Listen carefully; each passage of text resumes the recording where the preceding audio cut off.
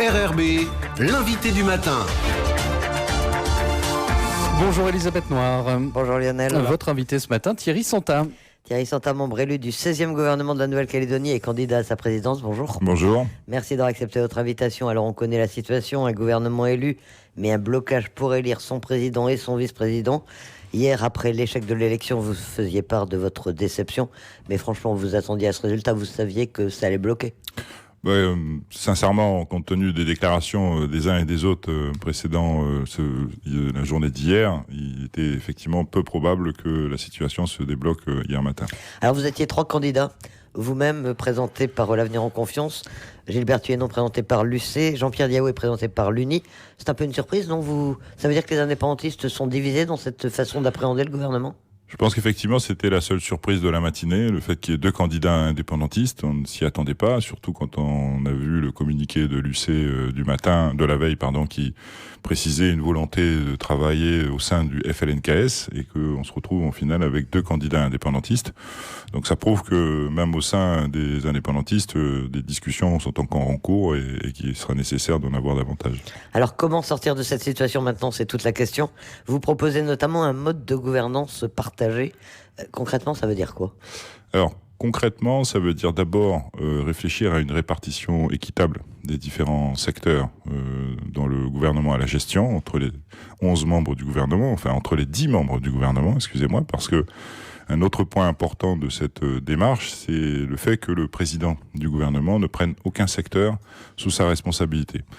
Il faut que les auditeurs sachent que le principe étant que chaque texte qui est produit par le gouvernement fait l'objet d'un contre-seing, à la fois du président du gouvernement et du membre du gouvernement concerné par le secteur. Dès lors que le président prend des secteurs à sa charge, vous comprenez bien que c'est 2 signatures, les mêmes à la fin. Il ne peut pas y avoir 2 contre-seing. Et donc, le principe de la collégialité, là, en l'occurrence, n'est pas forcément respecté. Ça, c'est une chose. D'autre part, ce que je souhaite aussi, c'est que tous les textes qui vont être produits par le gouvernement, que ce soit des lois du pays ou des délibérations, et qui vont être présentés donc au Congrès de la Nouvelle-Calédonie, que tous ces textes fassent l'objet systématiquement d'une discussion préalable au sein du collectif du gouvernement. Autrement dit, que tous les membres du gouvernement, y compris ceux qui n'ont pas la charge du secteur concerné, puissent donner leur avis et qu'il puisse y avoir donc un échange et des discussions sur le projet concerné et puis, si possible, chercher un consensus, si d'aventure il n'y a pas d'accord au départ. Et puis, dans l'absolu, si c'est pas possible, parce que je suis pas naïf, il y aura forcément des cas où il n'y aura pas de consensus, mais qui est quand même ce sentiment d'avoir partagé et d'avoir pu exprimer son opinion sur le texte concerné. C'est un retour un peu à l'origine de ce qu'avait prévu l'accord de Nouméa pour le gouvernement collégial. C'est le principe même de l'esprit de l'accord de Nouméa. Nos anciens qui ont donc signé l'accord de Nouméa avaient précisément cette démarche en tête. Le fait d'avoir un gouvernement collégial, qui est une exception dans le monde, en Nouvelle-Calédonie, où toutes les sensibilités de l'Assemblée sont représentées au sein du gouvernement, c'est justement pour permettre cet échange, cette discussion préalable sur toutes les décisions prises par le gouvernement. Un autre principe de ce gouvernement collégial, c'est le principe de la solidarité. C'est-à-dire que les décisions prises par le gouvernement, chaque membre du gouvernement doit en être solidaire.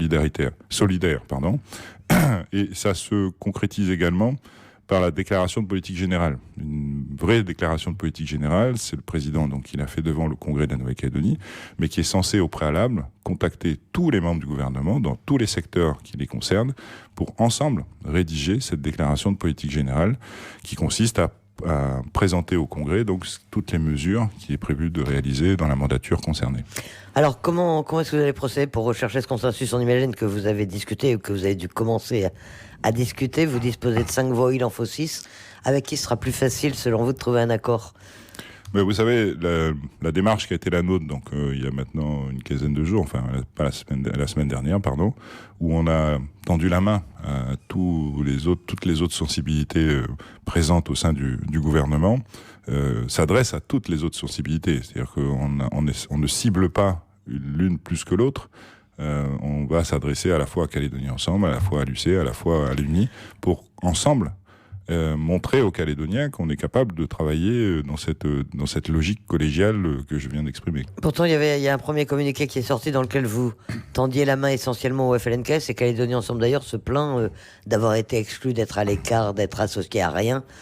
C'est une réalité ou non? Vous ne voulez pas travailler avec eux? Alors j'entends depuis quelques jours effectivement le secrétaire général de Calédonie Ensemble s'exprimer dans les médias pour se plaindre d'avoir été exclu de tout, en prenant comme exemple ce qui s'est passé en 2009, en 2014. Alors juste peut-être lui rappeler qu'en 2014, il y a eu effectivement un partage des responsabilités par l'intermédiaire du contrat de gouvernance solidaire, mais que 7 mois après, ça les a pas empêchés de faire tomber le gouvernement et de prendre le gouvernement sous leur responsabilité.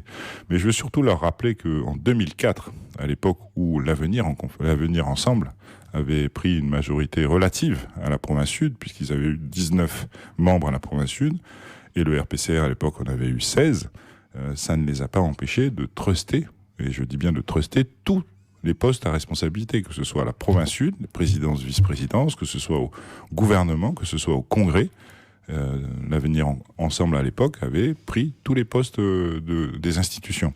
Donc quand on me donne des leçons de partage des responsabilités, de la part de Calédonie Ensemble, sincèrement, ça me paraît un petit peu ubuesque. Mais ça veut dire quoi? Vous voulez leur rendre la monnaie de la pièce, leur dire on fait pareil parce que vous l'avez fait par le passé? Non, pas du tout. Ça veut dire qu'on considère que les institutions provinciales sont des institutions majoritaires, et c'est le cas en province Nord, c'est le cas en province des Îles. Autrement dit, des institutions dans lesquelles une politique annoncée pendant les campagnes provinciales doit être mise en œuvre. C'est la raison pour laquelle il est prévu qu'une vice-présidence, la 3e vice-présidence, soit dédiée à M. Milakolo Tukumuli, puisqu'avec l'éveil océanien, nous avons constaté dans toutes les nombreuses discussions que nous avons eues ces derniers jours qu'on partageait beaucoup de points en matière économique et sociale, et donc on est prêt à travailler avec eux à la province sud sur ces thématiques.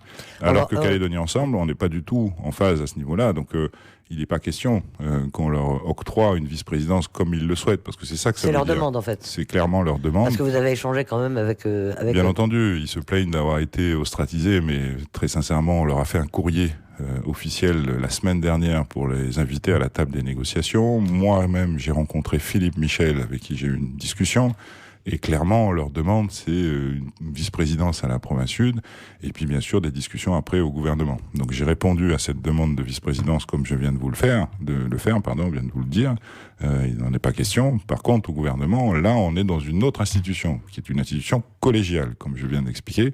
Et bien entendu, dans ce cadre, dans cette logique qui est la nôtre aujourd'hui, l'idée c'est de répartir équitablement les différents secteurs auprès des 10 membres du gouvernement, dont celui de Calédonie Ensemble, avec les moyens qui les accompagnent, pour que ensemble on trouve les meilleures réponses aux attentes des Calédoniens. Alors Calédonie Ensemble vous reproche donc de l'exclure de tout, mais vous reproche également votre programme, en parlant de programme ultra-libéral en économie.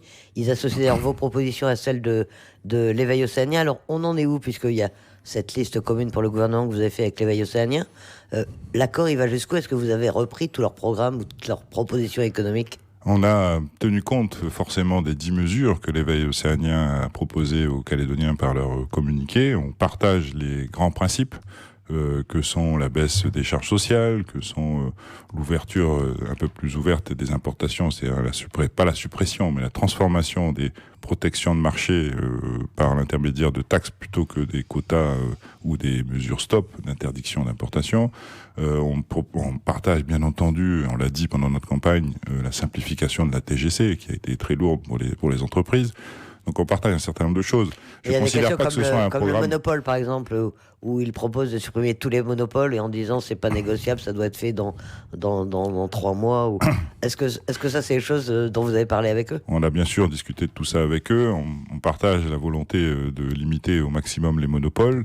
Mais on a compris, et dans les discussions que nous avons eues avec eux, que toutes ces mesures, dans tout état de cause, devront faire l'objet d'études précises de la part de l'administration de la Nouvelle-Calédonie, des services de la Nouvelle-Calédonie, pour aller au fond et avoir une étude complète des conséquences de différentes mesures qu'on propose et essayer de déterminer les seuils, les montants ou les pourcentages qui sont annoncés le plus précisément possible, sans que ça impacte non plus trop l'économie calédonienne. Mais je voulais revenir sur votre question, sur le fait que Calédonie Ensemble nous reproche de mettre en œuvre une politique ultra-libérale.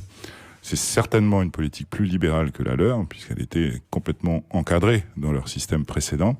Nous, on veut laisser un peu plus de liberté aux entreprises calédoniennes, leur donner les moyens d'être compétitives pour ensuite être concurrentielles, d'abord entre elles, et c'est pour nous la meilleure façon de baisser les prix, parce que c'est quand même un de nos objectifs, mais aussi par rapport à l'extérieur, et puis avoir donc une économie qui permette aux consommateurs, aux Calédoniens d'avoir plus de choix, mais sans mettre en péril, contrairement à ce que dit Calédonie Ensemble, notre industrie locale.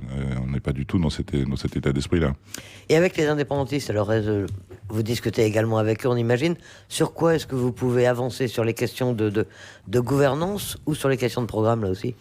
Je pense sur les deux. Il faut qu'on discute des deux. Les programmes, de toute façon, ça va être le principe de ce gouvernement collégial. Les différents programmes vont être mis sur la table, je le disais, vont être discutés, vont être négociés, et puis on essaiera de trouver les points de convergence les plus précis, et on mettra de côté peut-être les points les plus conflictuels, en ayant en tête, bien entendu, la situation extrêmement préoccupante de nos comptes sociaux. Ça sera le premier dossier qu'on aura devant nous dès lors que le gouvernement sera installé, où il faudra de toute façon prendre des mesures importantes pour essayer de redresser ces comptes sociaux.